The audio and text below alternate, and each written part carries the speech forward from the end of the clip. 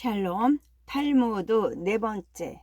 신앙심과 신용은 별개. 신앙심과 신용은 별개. 한 랍비가 친구에게 돈을 빌려야 했습니다. 랍비의 부탁에 친구는 다음과 같은 조건을 내걸었죠. 그 정도 돈이라면 얼마든지 빌려주겠네. 대신 증인이 보는 앞에서 차용증을 한 장 써주어야 하네. 랍비는 항상 사람들의 존경과 신뢰를 받았기에 친구의 말이 무척 서운했습니다. 자신을 믿어주기보다는 계약서를 믿는 것 같았기 때문이었죠. 랍비는 친구에게 서운한 마음을 털어놓았습니다. 자네와 알고 지낸 지 40년이 넘었는데 자네는 날 믿지 못하는군. 나는 항상 신의 뜻을 연구하고 실천하는 율법의 권위자가 아닌가. 그러자 친구가 대답했습니다. 바로 그 점이 내가 걱정하는 바라네. 자네는 밤낮 없이 율법 연구에만 몰두해 있으니 내게 진 빚 따위는 금방 잊어버릴 것이 아닌가. 또 신이 항상 자네 편이니 하찮은 인간에게 빌린 돈 따위는 중요하게 여기지 않을 것이 분명하네. 그러니 계약서를 써 주어야겠네. 랍비는 얼굴이 후끈거리는 것을 느끼면서 증인이 보는 앞에서 차용증에 서명해야 했습니다. 학자이든 종교 지도자이든 계산은 분명히 해야겠지요. 훌륭한 일을 하고 있다고 해서 사람 사이에 지켜야 할 법으로부터 자유로운 것은 아니니까요. 이상한 계산, 이상한 계산. 한 남자가 술이 무척 마시고 싶었죠. 하지만 호주머니를 아무리 뒤져보아도 동전 한 입 나오지 않았습니다. 그는 돈이 많은 부자 친구를 찾아갔어요. 1루블만 빌려주게. 1년 뒤에 1루블 이자를 줘서 2루블을 갚겠네. 부자 친구는 그의 도끼를 저당 잡는 조건으로 1루블을 빌려주었지요. 1루블을 가지고 신이 나서 나가려는데 부자 친구가 이렇게 말했습니다. 여보게, 1년 뒤에 2루블을 한꺼번에 갚으려면 힘들지 않겠나? 지금 절반을 갚아버리는 것은 어떻겠나? 그는 친구의 이야기가 옳은 듯 싶어 1루블을 미리 갚고 집으로 돌아왔습니다. 집에서 가만히 생각해보니 아무리 따져보아도 계산이 이상했습니다. 거참 이상하군. 돈을 빌렸는데 돈은 없고 절반을 갚았는데도 내년에 또 1루블을 더 갚아야 하니 말이야. 게다가 도끼까지 빼앗겼잖아. 역시 수완이 좋은 친구야. 그는 멍하니 빈잔만 바라보다가 잠이 들었습니다. 남자의 계산은 어디에서부터 잘못된 것일까요? 황금손의 저주, 황금손의 저주. 한 남자가 있었습니다. 그는 숲에서 나무를 해서 땔감을 내다 팔아 생계를 유지했지요. 그의 아버지도 나무꾼이었고 아버지의 아버지도 나무꾼이었습니다. 대대로 가난에서 벗어나지 못하고 힘겹게 살아가고 있었죠. 어느 무더운 여름날이었습니다. 새벽부터 숲으로 나와 도끼질을 하던 그는 낮이 되자 더위를 참지 못하고 주저앉고 말았습니다. 온몸이 땀에 흠뻑 젖어 있었고 이마에는 구슬땀이 비오듯 흐르고 있었지요. 눈물이 그렁그렁 차오르더니 땀 사이로 흐르기 시작했습니다. 나 같은 인간이 왜 세상에 태어났을까? 매일 쓰러지기 직전까지 열심히 일하지만 희망이 보이지 않는구나. 내가 먹은 음식이라고는 말라 비틀어진 빵과 산딸기뿐이네. 태어나서 닭고기조차 한번 먹어본 적이 없고 그마 한 입 만져본 적이 없네. 땔감을 팔아봐야 구리돈 몇 푼을 얻을 뿐이지. 내게 그마 한 입이 있었다면 나도 집에서 온종일 신을 찬양하며 살 수 있을 텐데.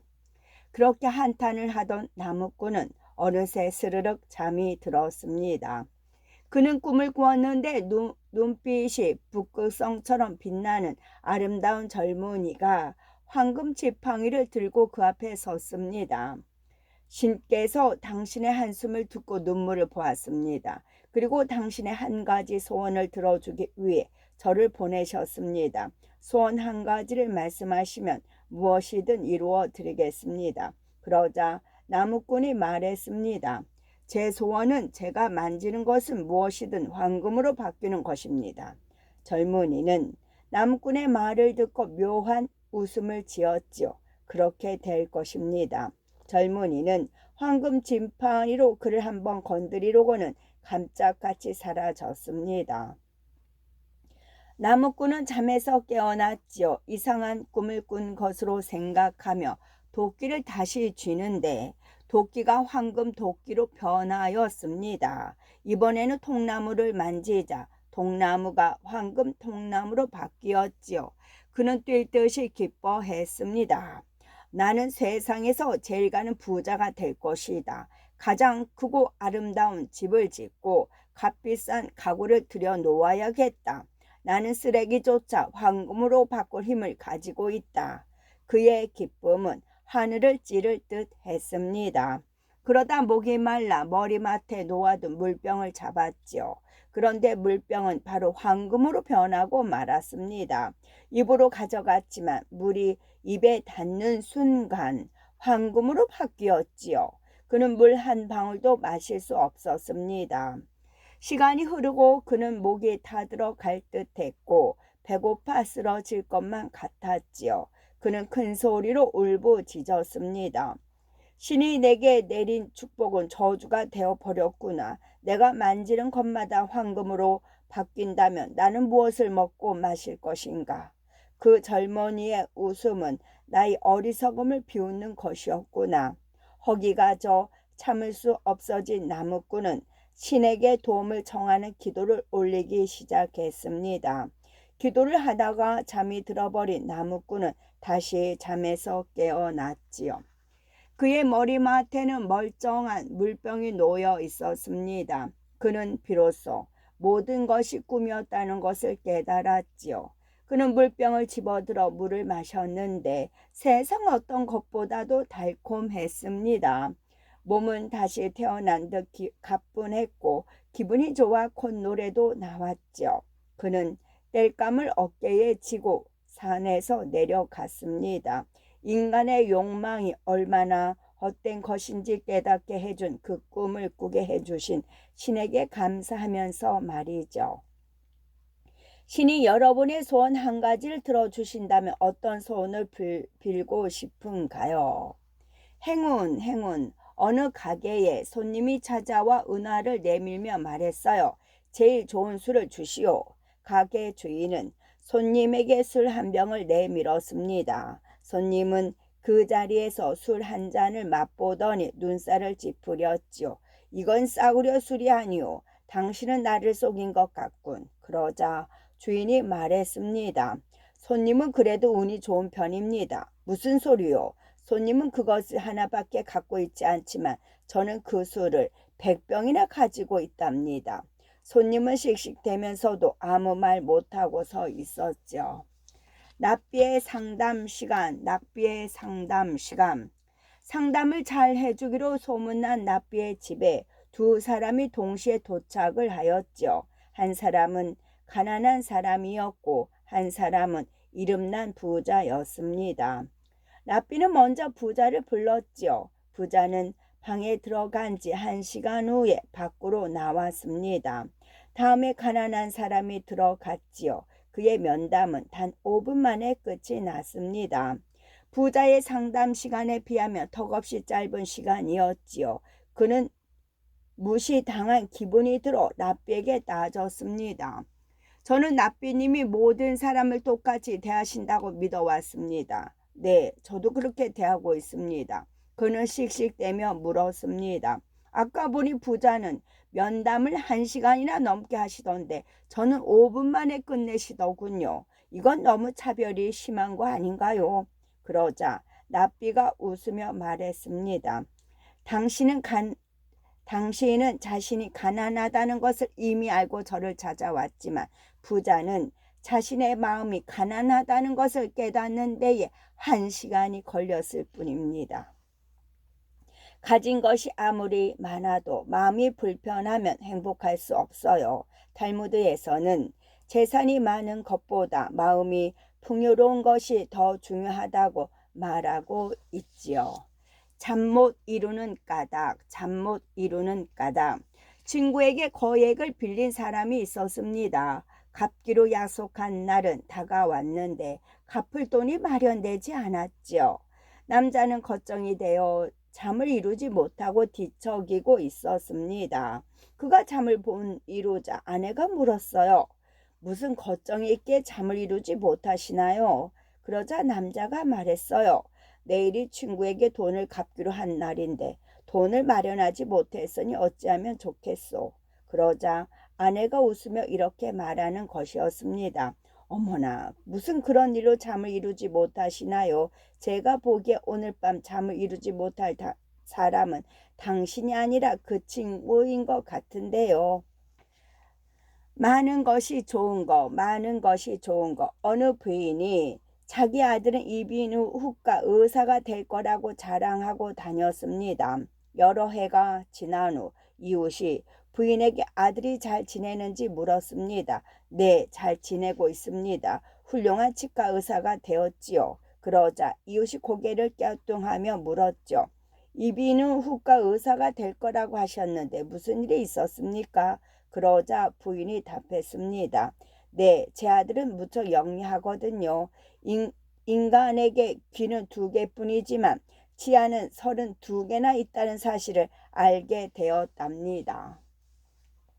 4장 토론으로 키우는 지혜, 토론으로 키우는 지혜. 삶은 달걀과 삶은 콩, 삶은 달걀과 삶은 콩. 한 집안의 아이들이 식사하고 있었습니다. 그날의 메뉴는 삶은 달걀이었지요. 한 아이가 삶은 달걀 하나를 집어 순식간에 먹어 지웠습니다. 그러고도 여전히 배가 고파서 옆에 아이에게 달걀을 빌려달라고 졸랐죠. 나중에 꼭 갚을게. 삶은 달걀 하나만 빌려줘. 지금 무척 배가 고프거든. 아이는 조건을 달고 삶은 달걀을 빌려주기로 했지요. 한 가지 조건이 있어. 내가 삶은 달걀을 갚으라고 할 때는 달걀 하나뿐 아니라 그동안의 이자까지 쳐서 줘야 해. 삶은 달걀이 탐이 났던 아이는 흔쾌히 승낙했습니다. 그러고는 빌린 삶은 달걀을 맛있게 먹었지요. 몇 년이 지난 후 삶은 달걀을 빌려준 아이가 달걀을 돌려달라고 했습니다. 삶은 달걀을 빌렸던 아이는 흔쾌히 달걀 하나를 주었지요. 그러자 삶은 달걀을 빌려준 아이가 말했습니다. 그동안 몇 년이나 흘렀어. 그때 이자를 주기로 했던 거 기억나지? 몇 년치의 이자를 주어야지. 삶은 달걀 하나 가지고 몇 개를 탐내는 거야? 너무 욕심 부리는 거 아니니? 두 아이는 한참 동안 싸우다가 다윗 왕을 찾아가 재판을 받기로 했습니다. 먼저 삶은 달걀을 빌려준 아이가 말했죠. 저는 분명히 달걀에 대한 이자를 받는 조건으로 빌려주었습니다. 그러니 이자를 받아야겠지요.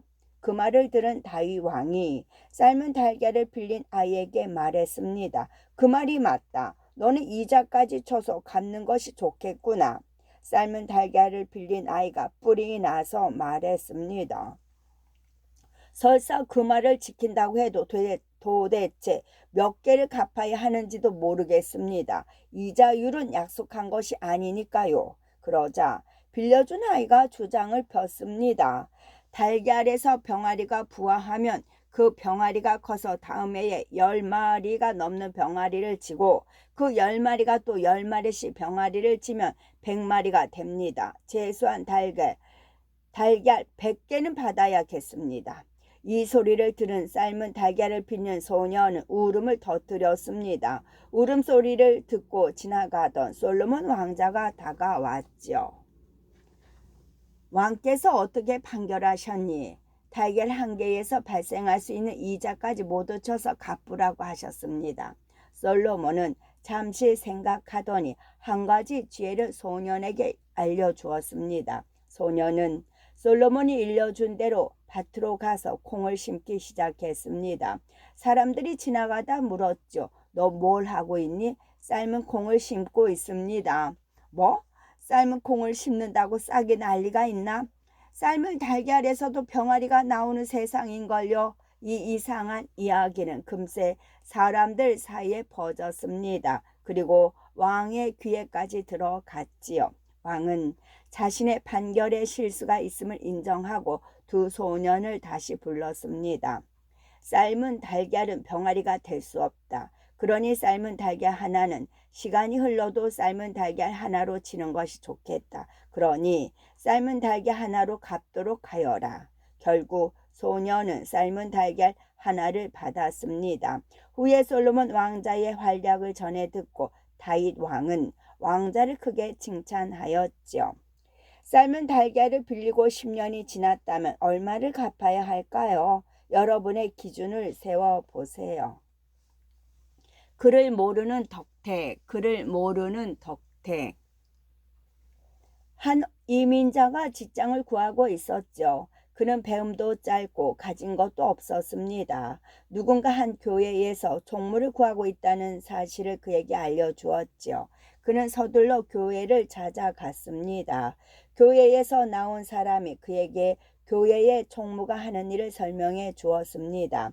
교회의 총무는 교회의 문을 여닫는 일을 합니다. 또 교회를 청소하고 예배를 볼 때 기도서를 나누어 주고 안내문을 작성하기도 하지요.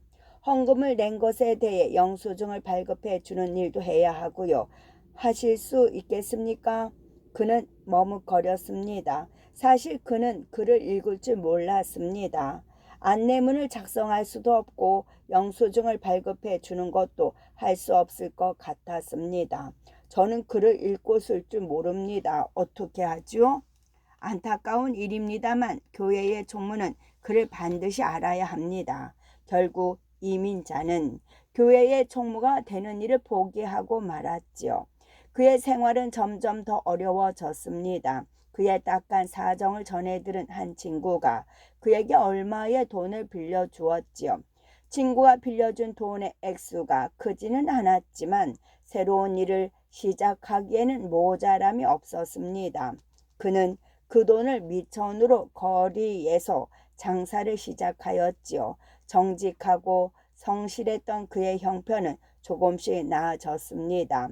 다행히 운도 따라 주었지요. 장사는 제법 잘 되더니 1년이 되지 않아 번듯한 상점을 구할 정도가 되었습니다. 몇 년이 흐른 뒤에는 상점을 몇 군데 더 낼 정도가 되었지요. 그는 이제 제법 유명한 상인이 되었으며 세상 부러울 것이 없었습니다. 어느 날 이민자는 은행을 찾아갔습니다. 사업을 확장하기 위해서 약간의 돈이 더 필요했기 때문이었지요. 그는 은행의 담당자에게 말했습니다. 5만 달러를 빌릴 수 있을까요? 갚는 데에 오래 걸릴 것 같지는 않습니다만. 은행 직원은 그의 신용도와 자산을 검토해 보았습니다. 그는 무척 우량한 고객이었지요. 돈을 빌려주지 못할 이유가 없었습니다. 직원은 흔쾌히 말했습니다. 사장님 정도의 신용이라면 더 큰 돈도 무리가 없습니다. 바로 5만 달러를 빌려드리겠습니다. 계약서를 읽고 사인해 주십시오. 직원은 몇 장의 계약서를 내밀었습니다. 그러자 그가 말했습니다. 죄송하지만 저는 글을 모릅니다. 계약서 읽는 것을 도와주십시오. 은행 직원은 깜짝 놀랐습니다. 멀숙해 하는 그에게 직원은 감탄하며 말했습니다. 사장님께서는 글도 못 읽으시는데 이렇게 훌륭한 사업가가 되셨군요. 만약 글을 읽을 줄 아셨다면 얼마나 큰 성공을 이루셨을까요? 그러자 그가 잠시 생각한 후 미소를 지으며 말했습니다. 글을 알았더라면 아마 교회의 총무가 되어 있을 겁니다. 네? 영문을 몰라 하는 은행 직원에게 그는 자신의 과거 이야기를 해 주었지요. 그를 알았다면 교회의 총무가 되었을 것이고 자신은 그 일에 만족했을 것이라고 말합니다. 이야기를 들으며 직원은 고개를 끄덕였지요. 세상 일은 참 알 수 없다고 생각하면서 말입니다. 사람들은 쉽게 좋은 것과 나쁜 것을 판단해요. 뛰어난 것과 열등한 것도 쉽게 가려내지요. 하지만 그런 구분이 옳았는지는 알 수 없어요. 이 이민자에게는 그를 모르는 것이 과연 좋은 일이었을까요? 나쁜 일이었을까요? 향수 가게를 차린 아버지, 향수 가게를 차린 아버지. 한 유대인이 향수 가게를 차렸습니다. 가게의 위치는 향수를 주로 사용하는 젊고 아름다운 여성이 많은 화려한 번화가로 골랐지요. 옷가게와 술집이 가득한 거리였습니다. 향수 가게는 금방 아름다운 아가씨 손님들로 넘쳐났지요.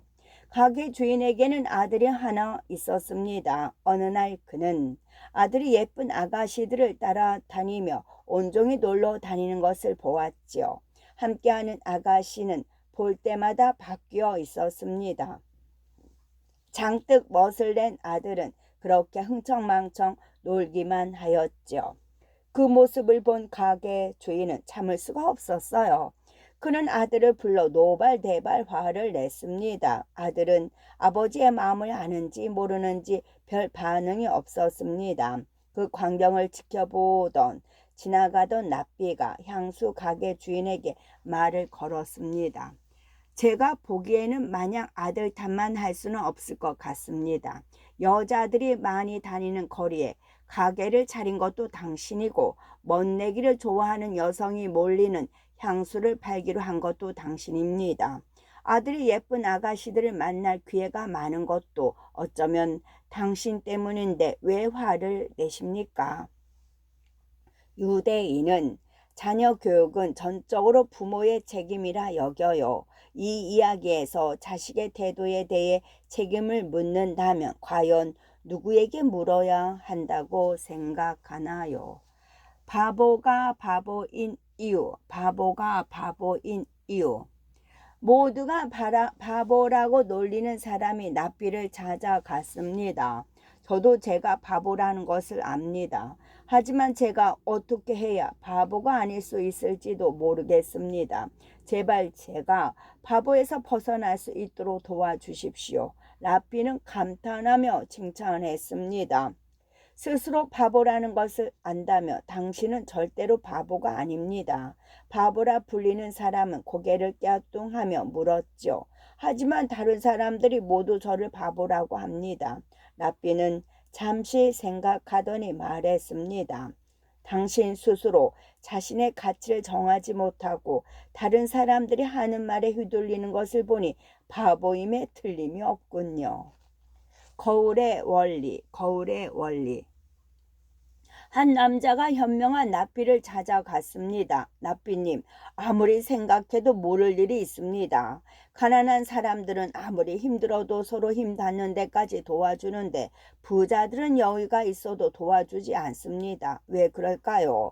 그러자 납비가 말했습니다. 창문 밖을 내다 보십시오. 무엇이 보입니까?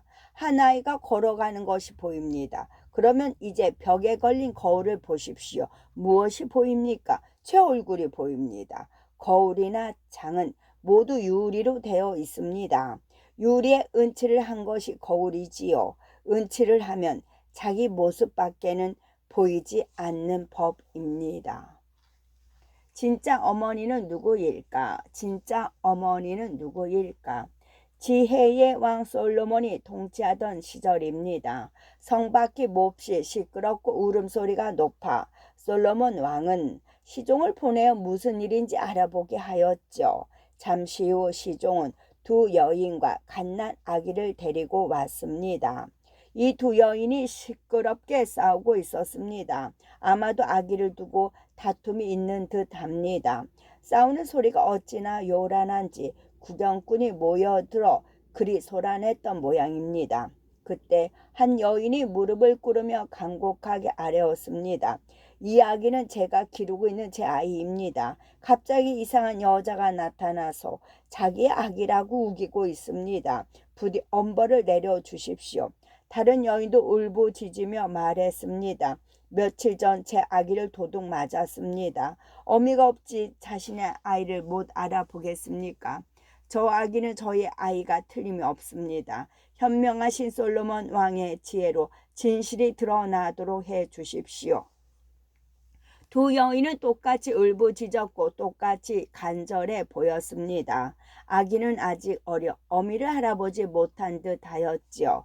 솔로몬 왕은 일단 그들을 내보내고 사흘 후에 다시 오라고 명령했습니다. 그러고는 사람을 보내 여러 가지 사실을 조사해 보았지만 한쪽 손을 들어줄 정도의 결정적인 증거는 나오지 않았죠. 사흘 후 다시 두 여인과 아이가 재판을 받으러 왔습니다. 솔로몬 왕이 말했어요. 여러 가지 조사를 해보았지만 어느 쪽의 아이인지 도저히 판단을 내릴 수가 없어. 누구의 아기인지 정확히 알 수 없으니 유대의 율법에 따라 관례대로 판결을 내리겠소. 여인들은 놀란 눈으로 솔로몬 왕을 바라보았습니다. 솔로몬 왕은 거침없이 판결을 내렸습니다. 율법에서는 소유물이 어느 쪽의 것인지 알 수 없을 때 정확히 반씩 가지라고 정하고 있어. 그러니 저 아이를 두 토막으로 한 채 오차도 없이 나누도록 하여라. 그러자 한쪽 여인이 미친 듯이 울부짖기 시작했습니다. 아기를 도둑 맞았다고 주장한 여인이었지요. 괴물처럼 계승을 지르던 여인은 눈물로 범벅이 된 채 소리쳤습니다. 솔로몬 왕이시여, 제가 거짓말을 했습니다. 저 아이는 제 것이 아니라 저 여인의 것입니다. 저에게 벌을 내리시고 제발 아이를 무사히 저 여인에게 주십시오. 반면 아이를 기르던 여인은 몹시 놀란 듯은 하나 큰 흔들림이 없어 보였습니다. 이미 결정된 것을 반복할 수가 없다. 너의 생각은 어떠한가? 그러자 여인이 말했습니다. 현명하신 솔로몬 왕의 결정에 따르겠습니다. 율법의 명령을 받들겠나이다. 그러자 솔로몬 왕이 소리쳤습니다. 거짓말을 한 것은 바로 너로구나. 자식을 토막내겠다고 하는데 어찌 그렇게 평온하단 말이냐. 너는 남의 자식을 훔치고 거짓말을 한 죄값을 톡톡히 받아야 할 것이다. 그러고 나서 울부짖던 여인에게 말했습니다. 자신이 벌을 받더라도 자식의 목숨을 살리려고 하는 너야말로 친모가 틀림이 없다. 어서 아기를 데리고 가도록 하여라. 여인은 아기를 안고 기쁨의 눈물을 흘렸습니다. 사람들은 솔로몬 왕의 지혜를 두고두고 칭송했다고 하죠. 여러분이 솔로몬 왕이라면 어떤 판결을 통해 아이의 엄마를 가려낼 수 있을까요? 여러 방법을 생각해 보십시오. 다이아몬드를 돌려주어야 할까? 다이아몬드를 돌려주어야 할까? 청렴하기로 소문난 납비가 있었습니다. 그는 학생들을 열심히 가르치는 한편 산에서 나무를 해서 시장에 팔며 생계를 유지하고 있었지요. 어느 날 그는 열심히 모은 돈으로 나귀를 한 마리 사기로 했습니다. 나귀가 있으면 많은 양의 나무를 한꺼번에 시장에 팔 수 있고 탈무드를 공부하고 가르칠 시간을 벌 수 있을 테니까요. 그는 시장에서 한 아랍인에게 나귀 한 마리를 샀습니다. 제자들도 스승에게 나귀가 생긴 사실을 함께 기뻐하였지요. 제자들은 소중한 나귀를 씻어주기 위해 냇가로 끌고 갔습니다. 그런데 그때 나귀를 맨 목줄에서 다이아몬드 하나가 뚝 떨어졌습니다. 깜짝 놀란 제자들은 이제 스승이 가난을 벗어나게 되었다며 기뻐하였지요. 나무를 더 이상 팔지 않아도 될 테니 자신들을 가르칠 시간이 많아졌다며 즐거워했습니다. 제자들은 납비에게 이 기쁜 소식을 전하였지요. 그러나 납비는 흔들림이 없는 목소리로 말했습니다. 이 다이아몬드는 당나귀를 판 상인에게 돌려주어야 한다. 당황한 제자들이 물었죠. 스승님께서 당나귀를 사셨으니 당나귀에 있던 다이아몬드도 스승님의 것이 아닙니까? 나는 다이아몬드를 산 적이 없다. 그러니 내 것이 아니다. 돈을 내고 산 물건 위에의 것을 가져서는 안 되며 남의 물건은 반드시 돌려주어야 한다. 정렴한 스승의 태도에 깨달음을 얻은 제자들은 스승과 함께 나귀를 판 상인을 찾아서 시장으로 향했습니다. 여러분은 당나귀에 있던 다이아몬드가 누구의 것이로 생각하나요? 아버지의 유서, 아버지의 유서. 현명한 유대인이 아들을 예루살렘에 있는 학교로 유학을 보냈습니다. 그가 사는 집과 예루살렘은 꽤 멀리 떨어져 있었지만 아들의 교육을 위해 어쩔 수 없었죠. 그런데 아들이 예루살렘에서 공부하는 동안 아버지가 중병에 걸리고 말았죠. 병은 매일 빠르게 악화했습니다. 아버지는 생각했습니다. 내가 소식을 전한다 해도 아들이 돌아올 때까지 살 수 있을지를 모르겠군. 그래도 유서를 미리 만들어 놔야겠다. 아버지는 변호사를 불러 유서를 작성했습니다. 자신의 전 재산을 한 노예에게 물려주겠다는 것과 아들에게는 오직 한 가지만 선택할 권리를 주겠다는 내용이었지요. 단 아들이 선택한 한 가지는 어떤 상황에서도 반드시 주어야 한다고 단단히 일러두었습니다. 얼마 지나지 않아 아버지는 숨을 거두고 말았지요. 전 재산을 가지게 된 노예는 뜻하지 않은 행운을 기뻐하며 아들에게 아버지의 부고를 알렸습니다. 아들은 놀라 급히 집으로 달려왔지요.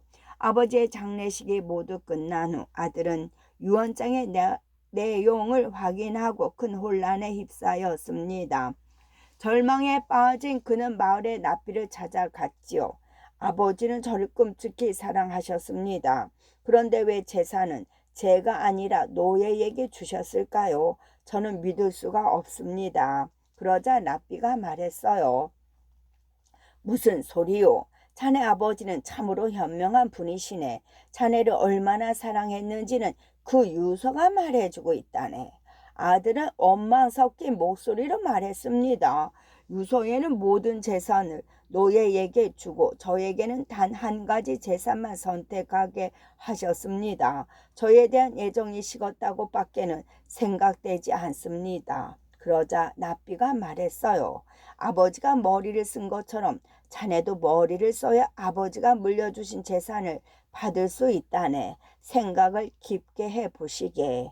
그것이 무슨 말씀입니까? 랍비는 아들에게 천천히 설명해 주었습니다. 자네의 아버지가 돌아가실 때 자네는 곁에 있지 않았지. 네, 그렇습니다. 만약 노예가 재산을 가지고 도망가거나 재산을 마음대로 써버린다 해도 자네는 알 수 없었을 걸세. 어쩌면 아버지의 죽음을 자네에게 알리지 않을 수도 있겠지. 네, 생각해보니 그렇습니다. 이제 아버지의 뜻을 알겠는가?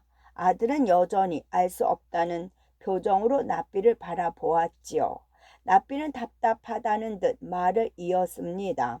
전 재산을 노예에게 물려주면 노예는 재산을 상속받기 위해 최선을 다해 자네에게 부고를 알릴 것이네. 그러니 아버지의 사망 소식도 빨리 전해질 것이고 재산도 그대로 유지될 것이지. 그렇지만 노예가 전부 재산을 가질 텐데 그것이 저랑 무슨 상관입니까? 납비는 아들을 바라보며 말했어요. 젊은 사람이라 역시 지혜가 얕군. 노예의 재산은 모두 주인에게 속한다는 것을 자네는 모르는가? 자네는 한 가지를 선택할 수 있는 권리가 있네. 바로 노예를 선택하기만 하면 된다네. 그제야 아들은 아버지의 깊은 뜻을 깨닫고 감격의 눈물을 흘렸습니다. 그러고는 납비의 조언대로 노예를 자신의 상속 재산으로 선택함으로써 모든 재산을 물려받을 수 있었죠.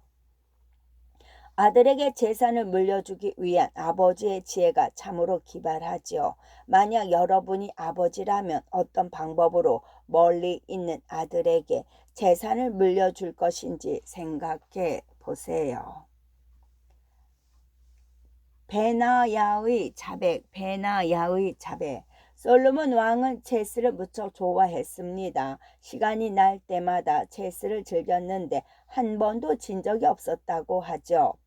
고문 베나야는 솔로몬 왕의 단골 체스 상대였습니다. 하지만 베나야는 매번 지는 체스를 매일 두어야 했으니 그 고통이 만만치 않았지요.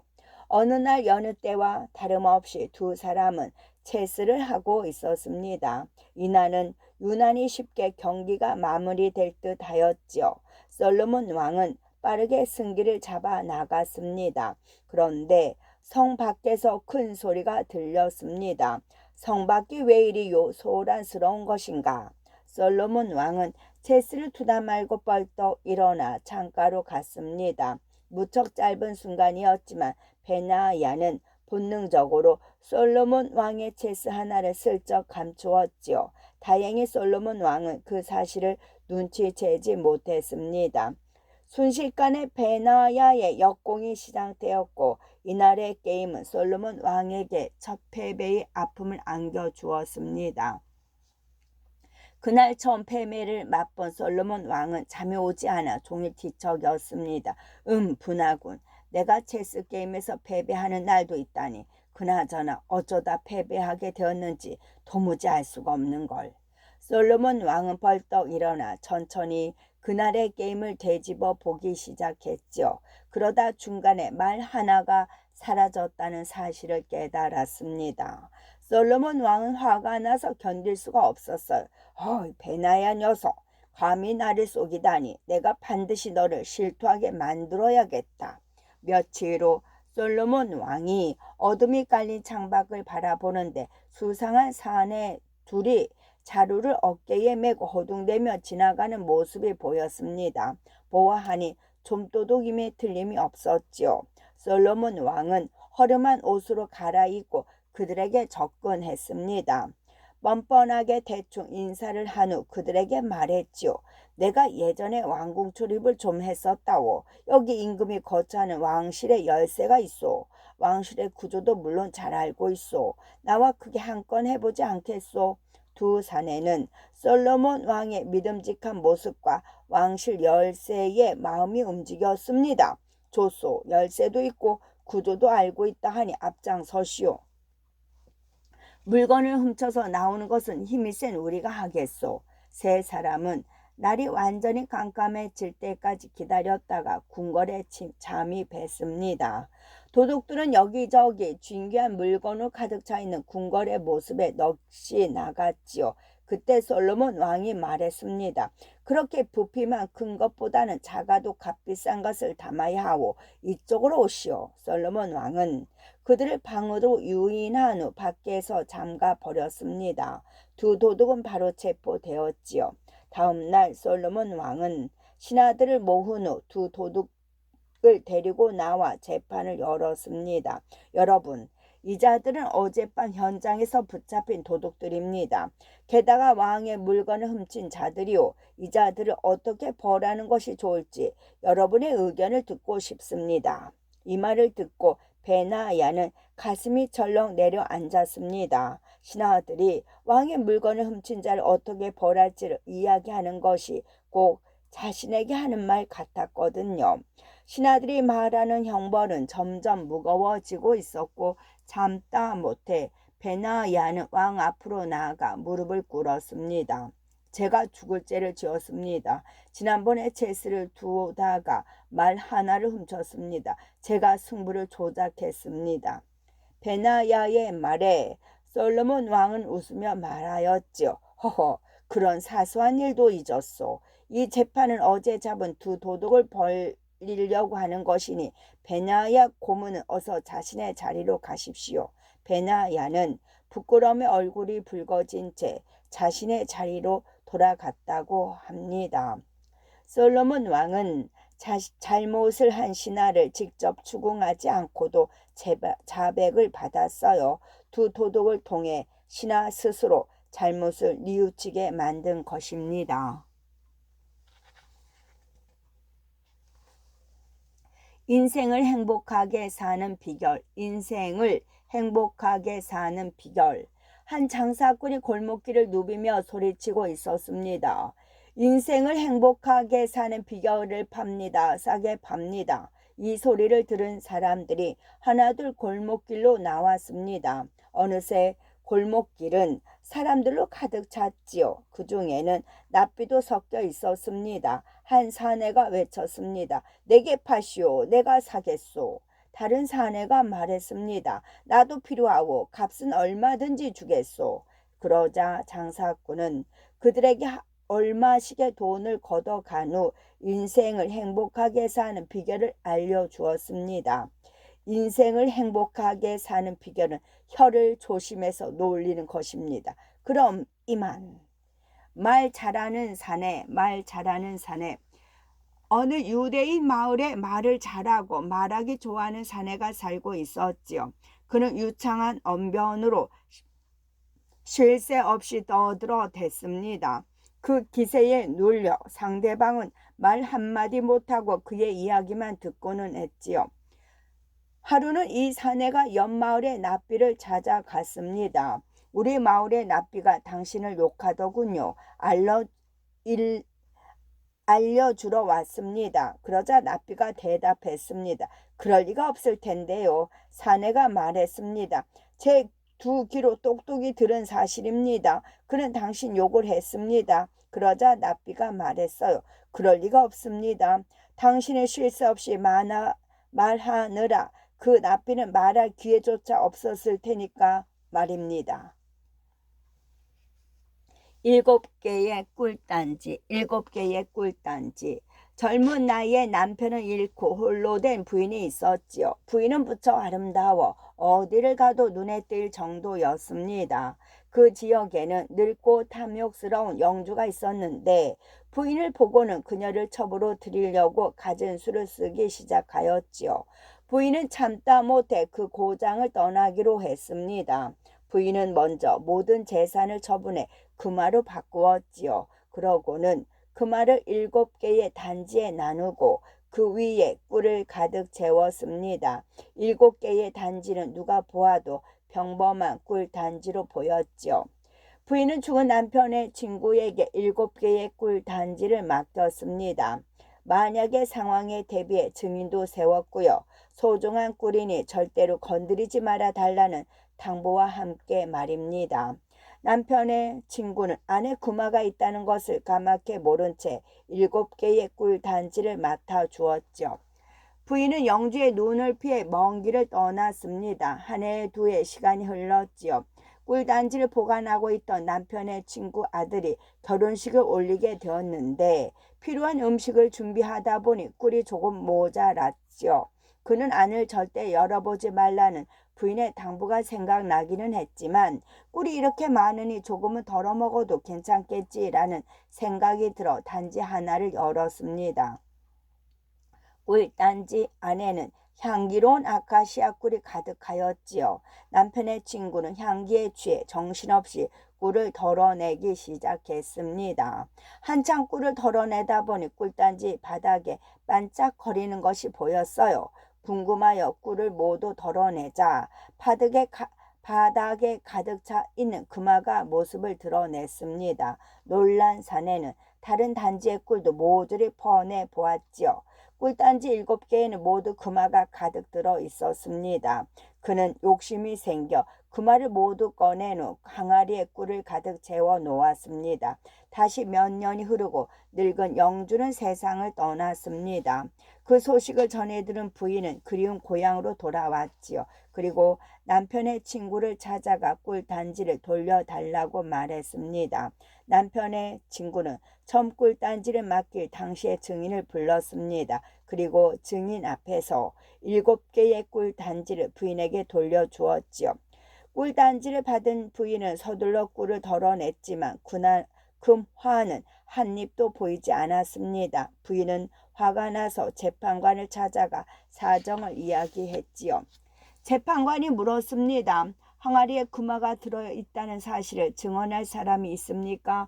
부인이 대답했습니다. 없습니다. 저 혼자 아는 사실입니다. 재판관은 말했습니다. 항아리에 금화가 있었다는 사실을 증명할 수 없다면 소송해도 승산이 없습니다. 부인은 더 높은 자리에 있는 재판관을 찾아갔습니다. 하지만 결과는 마찬가지였지요.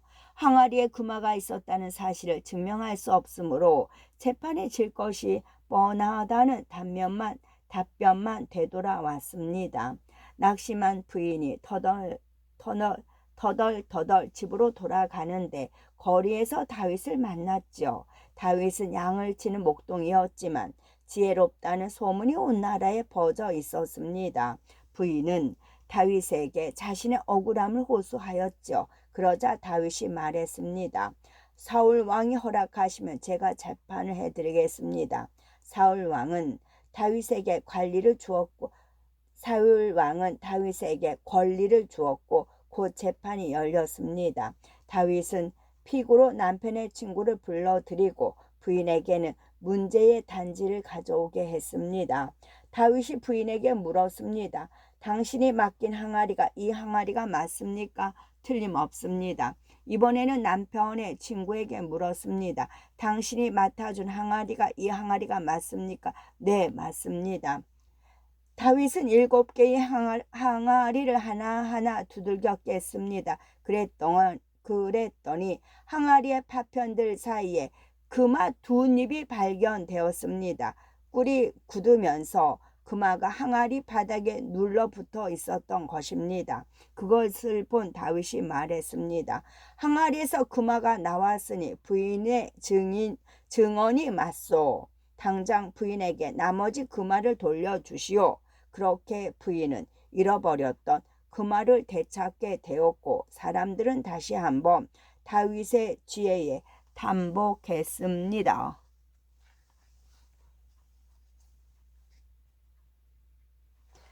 집착이 최고의 증거.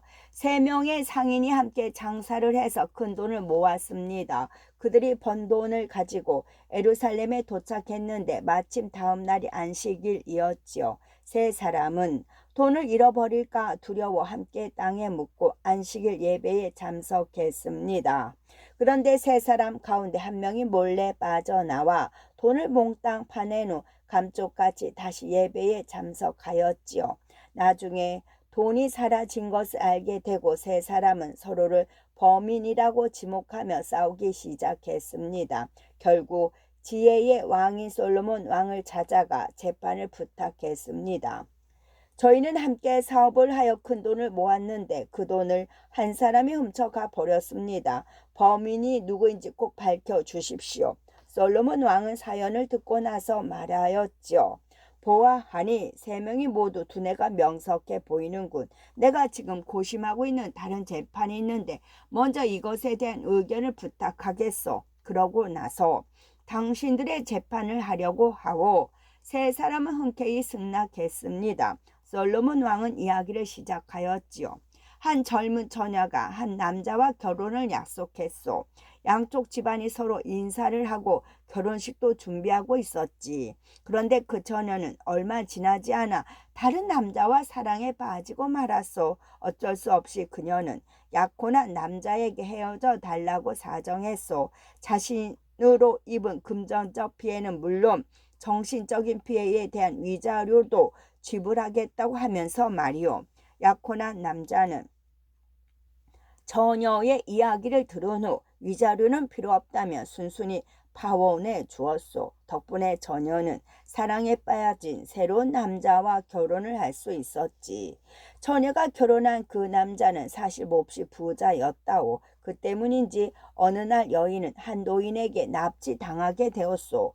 노인이 부자 남편에게 돈을 뜯어내려고 하는데 여인은 노인에게 첫 번째 남자 이야기를 들려주었다고 하오. 그리고 사랑도 잃고 금전적 피해를 입은 남자도 자신과 그냥 헤어져 주었는데 아무 이유 없이 자신을 납치하고 돈을 요구할 수는 없다고 설득했소. 그 이야기를 들은 노인 납치범도 순순히 여인을 풀어주었소. 이 이야기에 등장하는 사람 중 한 명에게 상을 내리려고 하는데 누구에게 내리는 것이 옳겠소? 그러자 첫 번째 상인이 말했습니다.